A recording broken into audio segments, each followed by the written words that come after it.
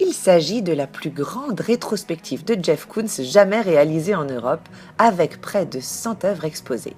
Alors tout le monde connaît Jeff Koons et il a d'ailleurs tout fait pour. Pour certains, c'est le roi du néo-pop, pour d'autres, la star de la provoque ou le recordman des ventes aux enchères. C'est en tout cas l'occasion d'aller juger sur pièce et sur place ce qu'on en pense.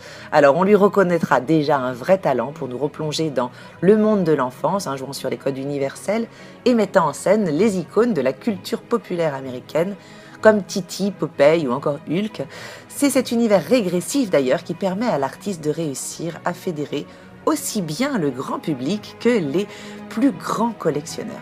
Et puis l'exposition, c'est aussi l'occasion exceptionnelle de voir l'un des 5 exemplaires du Balloon Dog, qui est l'œuvre la plus chère au monde d'un artiste vivant, puisque sa dernière version orange a été vendue aux enchères quand même 58 millions de dollars. Alors, il faut savoir qu'il faut quand même 3 ans et plus de 120 artisans pour réaliser une telle œuvre. À voir de près, c'est assez impressionnant.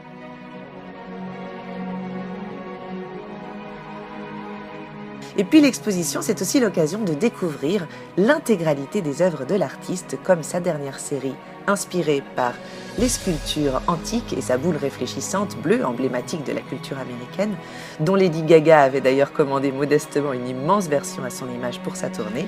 On y voit aussi des œuvres de jeunesse, comme les aspirateurs Hoover flambant neufs, qui rappellent l'urinoir de Duchamp,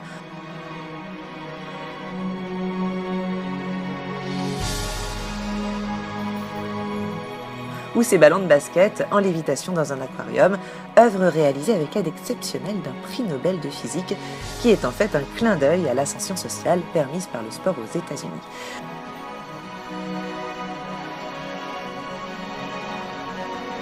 On notera l'absence, en revanche, d'une œuvre intitulée Faits divers, qui a dû être retirée du Centre Pompidou dès les débuts de l'exposition pour cause de plagiat potentiel avec une œuvre très ressemblante réalisée pour la marque Naf Naf quelques années plus tôt.